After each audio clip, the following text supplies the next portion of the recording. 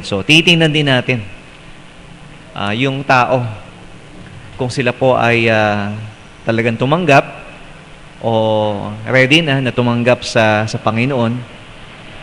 At bagamat yun po ay nasa puso lamang ng isang tao, there can be some signs of salvation.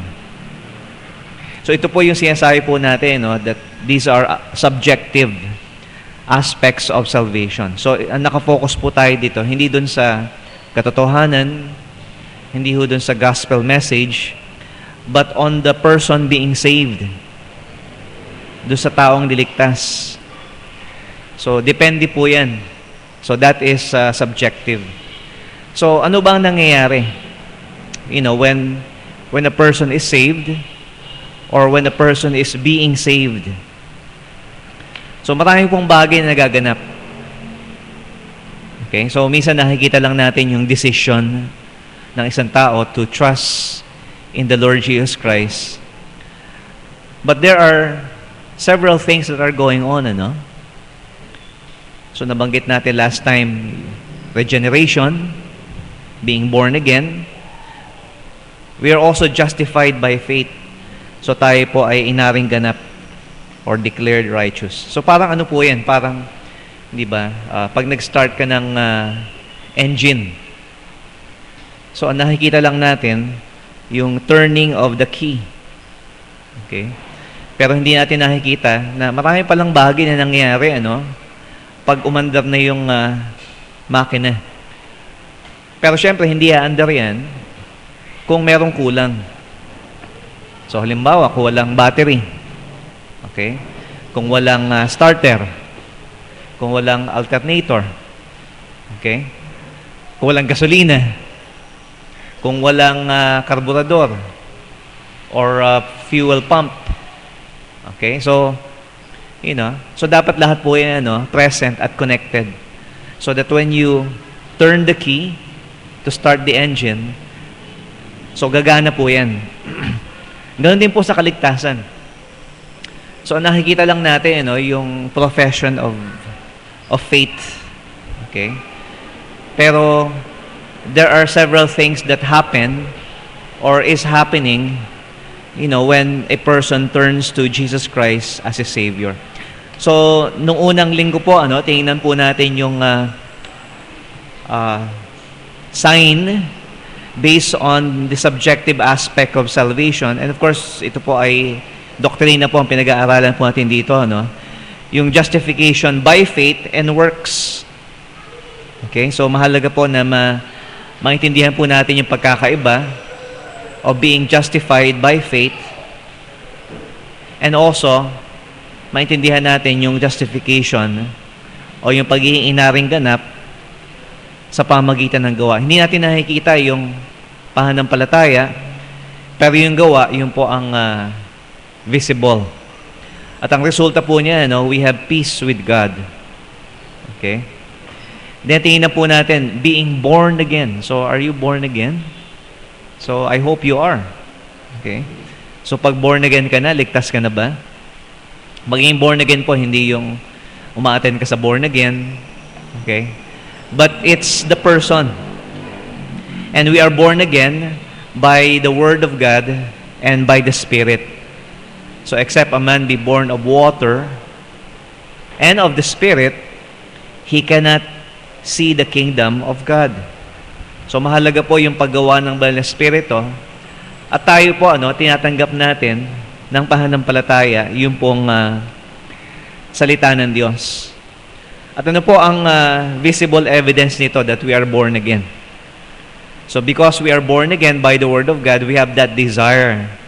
Meron po tayong pagnanasa para sa salita ng Panginoon. As 1 Peter 2:2 says, as newborn babes, desire the sincere milk of the Word that ye may grow thereby. So mahalaga po.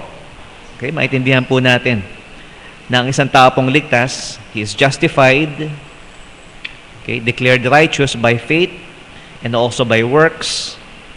He is born again or regenerated by the Word of God and by the Spirit of God. Yung una po, ang result po, peace with God, and with man. And yung regeneration is desire for the Word of God. So ngayon pong gabi,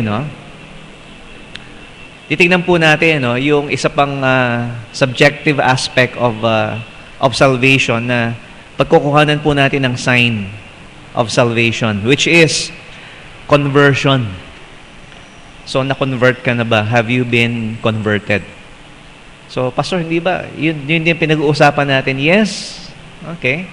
As I've said, parang yung engine, ang nangyari po sa atin, isang bagay lang po yan, is one act, pero makikita po natin, na marami po mga bagay na involved. Hindi ho ganun kasimple, yung kaligtasan na binigay po sa atin ng Panginoon. Napakaganda po yung ginawa pa sa atin ng Panginoon, in that we are also converted. Ano po yung conversion? Sa regeneration po, binigyan po tayo ng buhay dahil tayo po'y patay sa ating mga kasalanan, so that we are able to respond, to the in faith to the Word of God. Yung conversion naman po, is new life. Ephesians 5:14. So we'll be looking at several passages. Ephesians 5:14.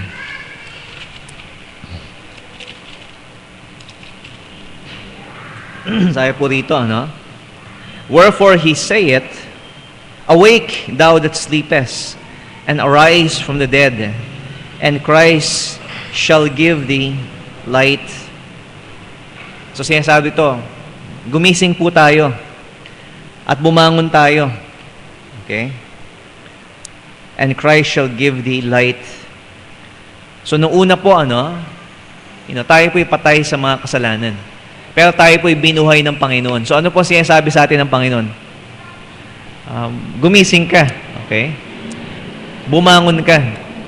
So yung isang taong patay, yung isang taong buhay, pwede nakahiga lang. So what is the first act of a Christian? So upon conversion, makikita po natin, yung evidence po ng new life.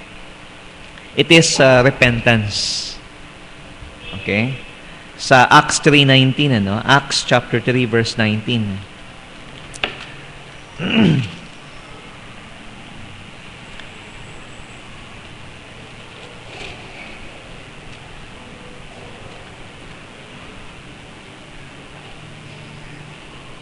So Peter said, Repent, therefore, and be converted, that your sins may be blotted out when the times of refreshing shall come from the presence of the Lord. Yeah, so makikita po natin, conversion involves repentance. Okay? So ang first act o the first step ng isa pong Kristiyano, ng isang mananampalataya, is repentance. And also faith. Okay, so, isa lang po yun. Okay, repentance, and faith. Hindi ho natin pwedeng paghiwalayin, ang pananampalataya doon sa pagsisisi. And moving along still in Acts chapter 20 verse 21. So binanggit po rito ni Pablo, testifying both to the Jews and also to the Greeks repentance toward God and faith towards our Lord Jesus Christ. So bakit dalawa? Akala ko ba one step lang? The first step of a believer is repentance and faith. So those two cannot be separated. Okay, they are like two sides of one coin. Ang repentance po, basically, yung pagsisisi po, is turning away from sin and turning to faith in Jesus Christ. So still nakikita pa rin natin, dalawa yon. There are two actions involved there. Yung sumampalataya ka at ikaw ay magsisi o magsisi ka at sumampalataya. So napaka-importante po na makita natin na hindi natin pwedeng paghiwalayin ang dalawang bagay na ito, that they are as one, like two sides of the same coin. So tulad po ng barya, di ba? Isa lang yan pero dalawa yung side. Because the emphasis today, okay, is cheap grace o yung easy believism. So hindi na mahalagang po ngayon yung ipahayag mo yung kasalanan mo at pagsisihan mo yung kasalanan. It is not necessary or even, minimize. You just need to accept the Lord Jesus Christ. Okay, kilalanin mo ang Panginoon bilang yung tagapagligtas. So yun lang. Hindi na ho nababanggit ngayon yung pagsisisi sa kasalanan. Of course, lumapit tayo sa Panginoon just as we are. Pero mahalaga po, mahalaga na meron pong pagkilala sa kasalanan. Bago tayo tumingin sa Panginoon. O sa pagtingin natin sa Panginoon, sa pananampalataya, it also involves turning away from sin. So hindi ho pwede. Okay? So may mga churches po ngayon, mga mahalaking churches that they do not teach repentance anymore. Kaya kahit ano pa yung lifestyle nila, okay, in the guise of tolerance, and being non-judgmental, so hindi namin kayo i-judge. Okay? So they don't preach about sin. And they don't want to offend people by saying na ang homosexuality, lesbianism, cheating on your wife, kasalanan yan. They don't say that. Of course, they recognize those problems, pero hindi nila pinapangalanan po ito ng mga kasalanan against God. Okay? Pero tingnan po natin that this is inseparable. In 1 Thessalonians 1:9, tingnan po natin how the Thessalonians were converted. So, sumampalataya po sila sa Panginoon. And here in 1 Thessalonians 1:9, for they themselves show of us what manner of entering we had unto you, how you turned to God from idols to serve the living and true God. So makita po natin yung ginawa po nitong mga Thessalonians na ito. They turned to God. Okay? And when they turned to God, they turned their backs on idols. Sa mga Diyos-Diyosan. Upang maglingkod sa tunay at buhay na Diyos. So hindi ho maaari, mga minamahal, na ating paghiwalayin ang dalawang bagay na ito in order to have genuine conversion. So, once again, what is conversion?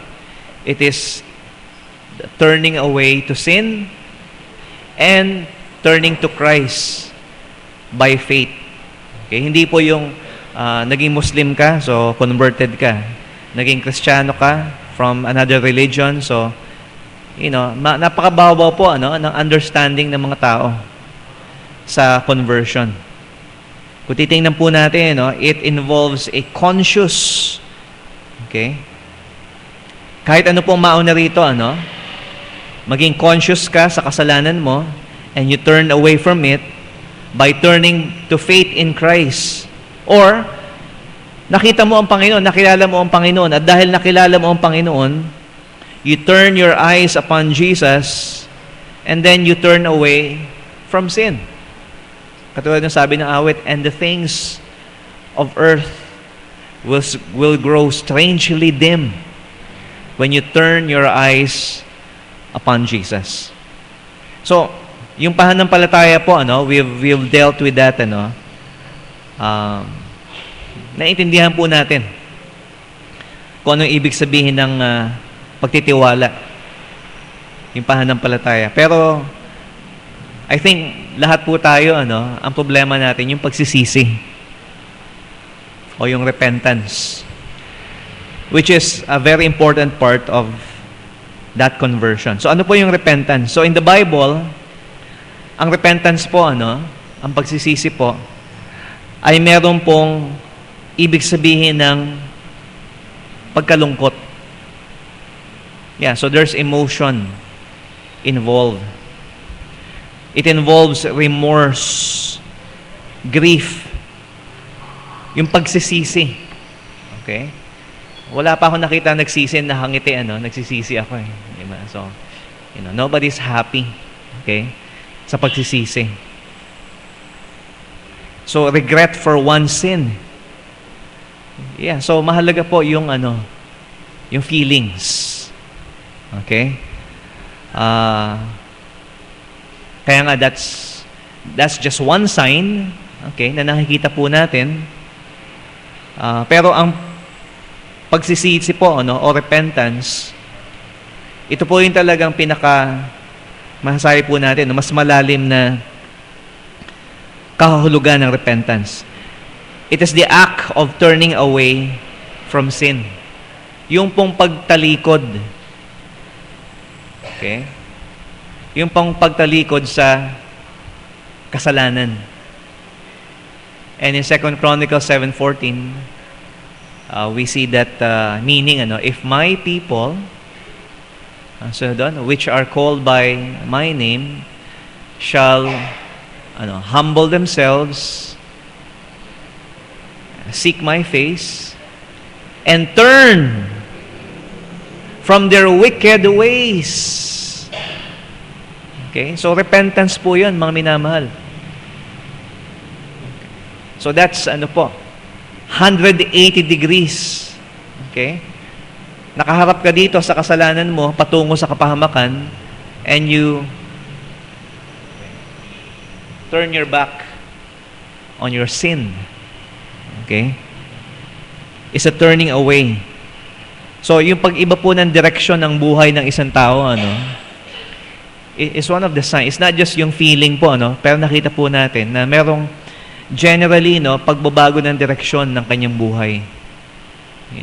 So, yung bagong buhay na binigay po sa atin ng Panginoon kay Kristo Jesus has that element of change of direction. Okay, so meron po tayong makikitang action. Now, yung remorse po, nabanggit po natin, mahalaga po yung remorse. But it is not enough. Okay? Most of us, dun pa lang po, hindi na tayo umaabot dun sa remorse. Okay? Dun pa lang, hindi na tayo umaabot. We don't want to feel guilty. We don't want to feel bad about our sin.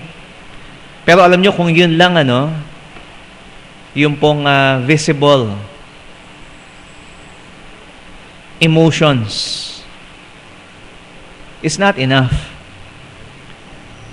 Ang case po natin dito, dalawa, in the Old Testament, si Esau, okay, so he was bitter, he felt bad. Sa Hebrews 12:17.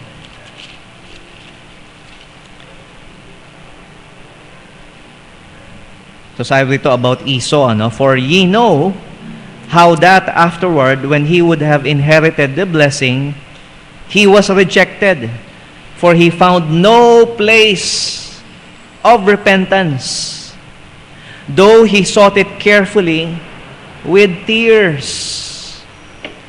Okay? So Esau, really felt bad about, what happened. Pero sinasabi dito, there was no repentance. Okay, why is that? Another case, is Judas. Okay, si Judas po, nung he betrayed the Lord Jesus Christ, he repented in himself. Yeah, ginamit po yung salitang repentance na yun to describe kung ano po yung naramdaman niya. And he went out bitterly. Pero there is no turning from sin. Wala hong pagtalikod sa kasalanan. Kasi ganun pa rin. yung kalagayan po nila.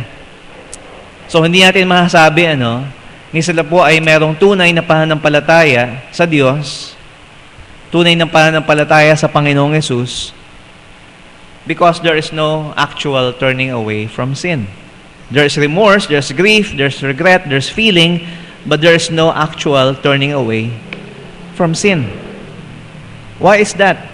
Why masasabi po natin, yung kaso po ni Peter? Bagamat halos kapareho po, yung kaso po ni Judas at saka ni Peter, he denied the Lord 3 times.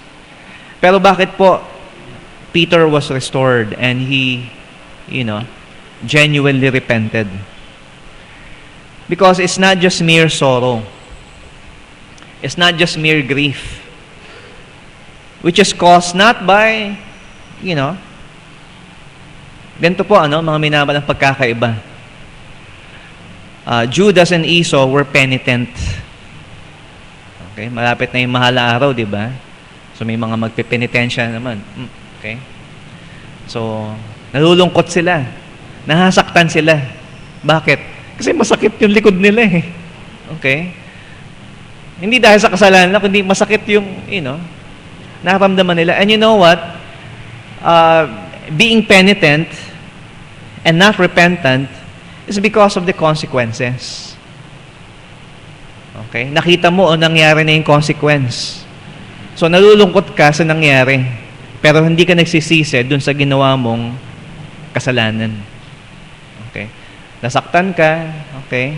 Nahirapan ka, okay? Kaya ka nalulungkot. Pero walang pagsisisi sa kasalanan. Hindi mo nakikita na yung kasalanan mo is against God and it caused grief to the Lord. As David said in Psalm 51, he said, "Against thee and against thee only have I sinned." So napakahalaga po ang mga minamahal that we go beyond words,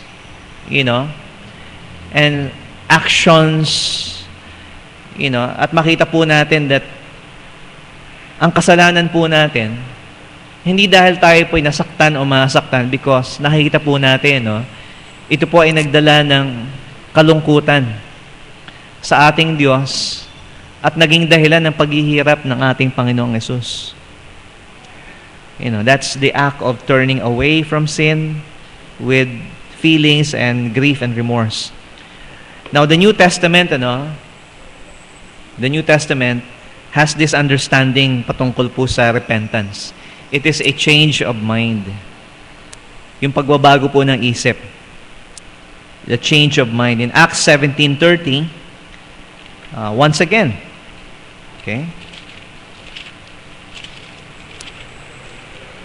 Acts chapter 17, verse 30. Ito po yung sermon ni Peter sa mga Athenians in Mars Hill.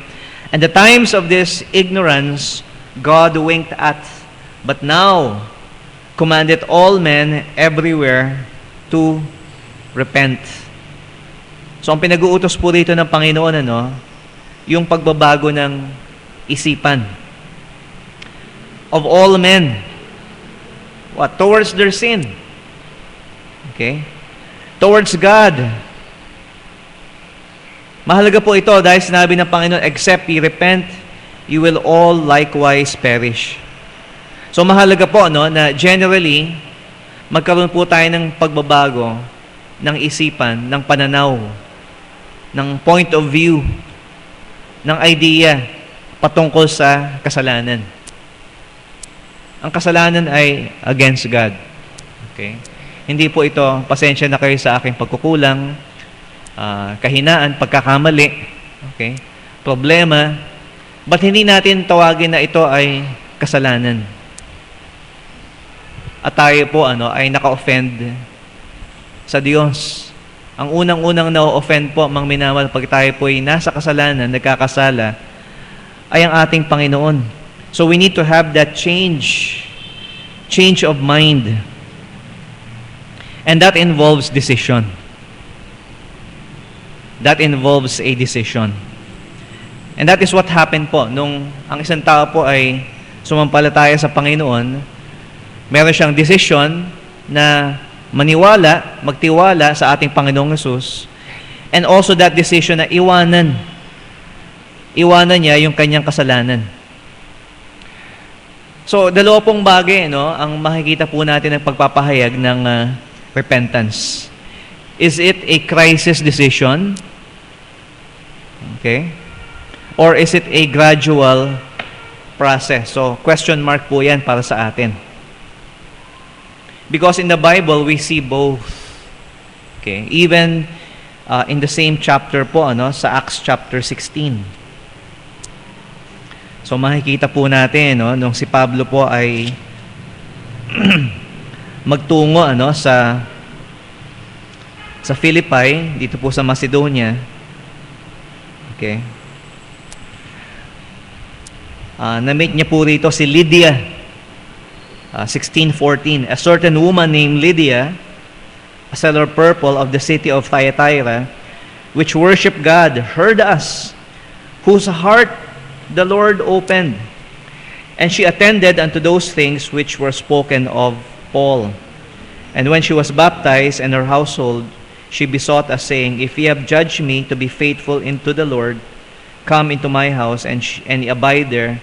And she constrained us. So makikita po natin, ang pagkakalarawan po kay Lydia ay binuksan ng Panginoon yung puso niya. Okay? So we think, where's repentance, over there? So she opened her heart. But in the same chapter, makikita po natin yung Philippian, yung jailer. So alam natin, lumindol, okay? Nakakulong si Pablo. Akala niya nakatakas si Pablo at saka si Silas. Then magpapakamatay siya.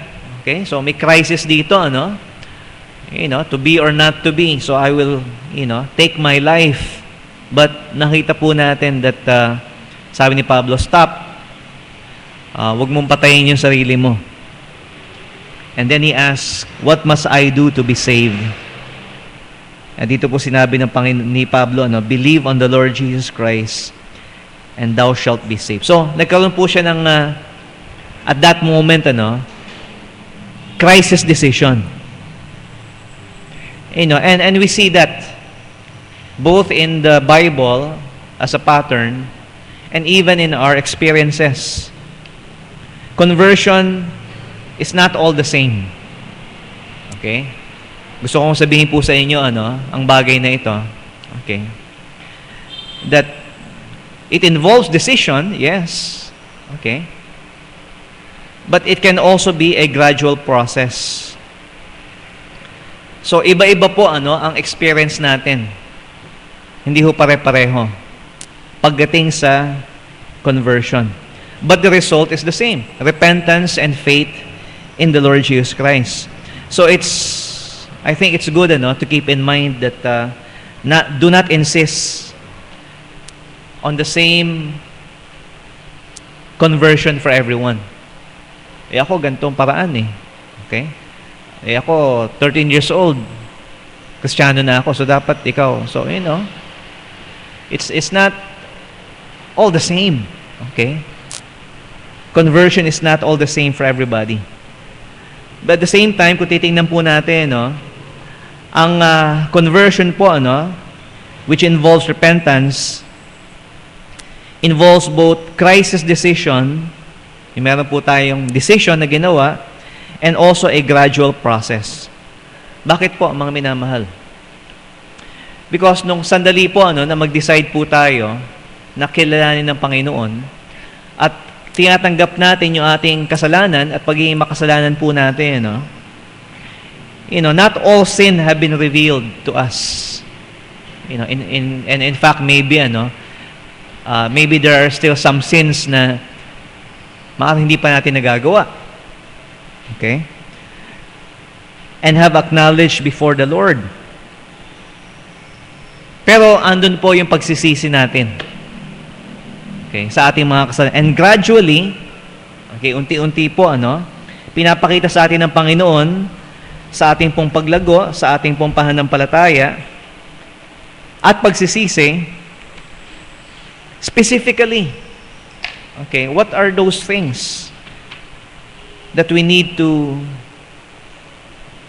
confess, and repent before God. Okay? So, mahalaga na andun yung pagsisisi po natin sa lahat ng ating mga kasalanan. Okay? But you know what? God reveals to us yung ating po mga pagkakasala, as we grow in our faith. So, I remembered po, we had, I know somebody na faithful po, na Sunday school teacher at song leader. Pero meron siyang sikreto. Okay? Na ang nakakaalam lang yung pamilya niya. So he was smoking. And of course, his wife confronted him for it. Pinapabili mo pa yung anak mo, di ba? Tapos, nagsosong lead ka sa church, you're... Now, there's nothing in the Bible, of course, okay, that tells us na masama yung bagay na yun. But, in principle, makikita po natin, anything that is a bad habit and is useless and unhealthy, masasabi po natin, kung hindi kalooban ng Panginoon, ito po ay kasalanan. Alam niyo po, itong taong ito, itong mayo sa church, sabi niya, at maliit pa naman yung church, nag-uumpisa pa lang, sabi niya, alam niyo, naninigarilyo pa ako eh. Okay. Pero pag-pray niyo naman ako na ma-overcome ko itong habit na ito. He was honest. Okay? Now, there are those, na the moment na sumampalataya sila, instantly nawala. That's different. Okay? Pero para sa kanya, it's a gradual, gradual process. Okay? Yung pinapakita sa kanya ng Panginoon kung ano yung mga bagay na kailangan niyang isuko sa Panginoon. And he was willing to do so. Okay? Kasi alam niyo po mga minamahal, ang kasalanan, hindi lang naman yung mga bagay na nakikita natin. Yung pagsisinungaling ay kasalanan din. Yung anger and hatred, jealousy, not being honest. Alright? And people, may have a problem with that. And gradually, pinapakita po sa atin ng Panginoon. Ang problema po mga minamahal, when a person is not willing to turn away, from the sin na pinapakita sa kanya ng Panginoon. So I would say po, para sa isang tunay na mananampalataya, if there is any known sin sa buhay niya, at sinasabi niya, ayokong bitawan ito. Okay? Hindi ako magsisisi rito.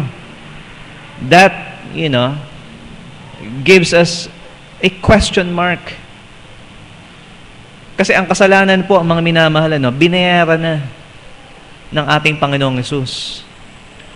At kung ito po aalisin sa atin ng Panginoon, either instantaneously, or gradually, the point is, ang isa pong taong sumasampalataya, andun po yung kanyang willingness na talikuran, to turn away, from sin.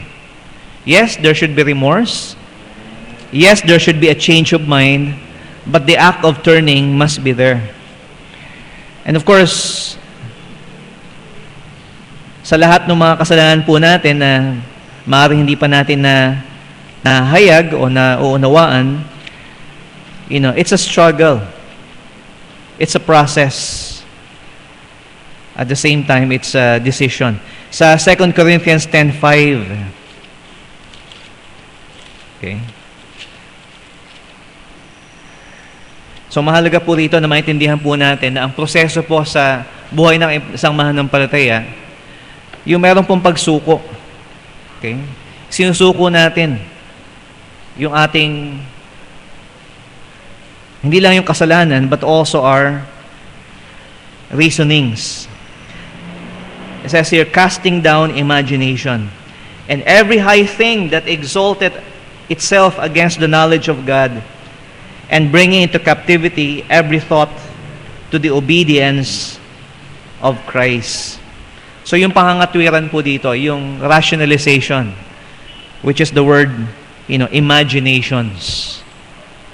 Minsan, imbis na ang gawin po natin, instead of repentance, we rationalize our sin. Hindi lang naman ako, pati naman siya eh.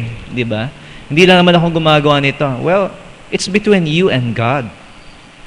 Alright? And sinasabi ito, we have to cast down every reasoning that exalt against the knowledge of God. Di ba? So, meron po tayong mga, mga kahinaan. Okay? Na, that needs to be addressed. Di ba? Sa paglago po natin, sa pagtitiwala natin sa Panginoon. We all need to grow in love. Sa ating family, sa ating parents. Okay? Ang isa bang totoong Kristiyano ay sumusunod sa magulang niya? Well, yes. Okay. I say that yes, but sometimes, there's that sinful nature. Dapat bang magpasakop ang asawa sa kanyang, yes, Ideally, we see that in the Bible, but, merong mga specific areas, that sometimes na, sige, magpapasakop ako dito, pero sa erang ito, well, still up for questioning. Well, as God reveals to us itong mga bagay na ito, there has to be that willingness sa buhay po na isang manampalataya for repentance.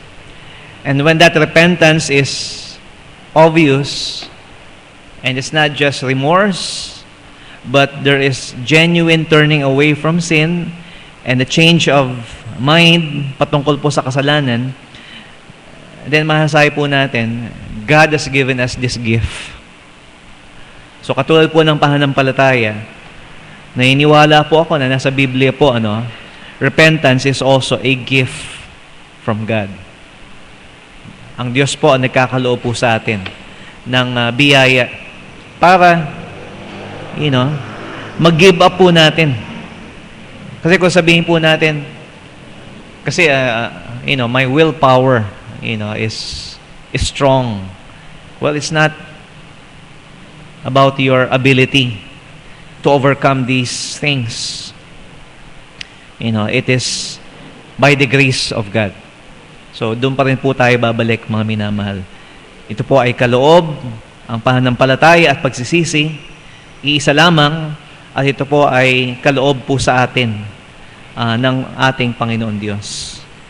So, kung hahanapin po natin, ang signs, okay, of conversion, there is new life, but there is faith and turning away, from sin. Either a decision or it is a gradual process. It is not enough to say that, I just believe. Okay? At walang pagkilala po, sa kasalanan. And we struggle every day with this. So, kailangan po na handa po tayo na iwanan ang kasalanan na pinapakita po sa atin ng Panginoon. So tayo po ay manalangin. Our Father, thank you once again. And this is your word, Panginoon. Your word has authority. At meron pong kayong kapangyarihan, Panginoon, para ipatupad ang inyong pong salita. At kung ang pinakinggan po namin, Panginoon, ay katotohanan, dalangin ko, Panginoon, sa iyo na pumasok po, Panginoon, at manahan po. May the truth dwell in our hearts richly, upang sa pamamagitan po ng salita mo, Panginoon, na tinatago po namin at iniingatan po namin sa aming mga puso, ay makikita po, Panginoon, ang tunay na bunga ng aming pagkilala sa iyo. Ito po ang aming sama dalangin sa iyo sa pangalan ni Jesus. Amen. Okay, so alright, so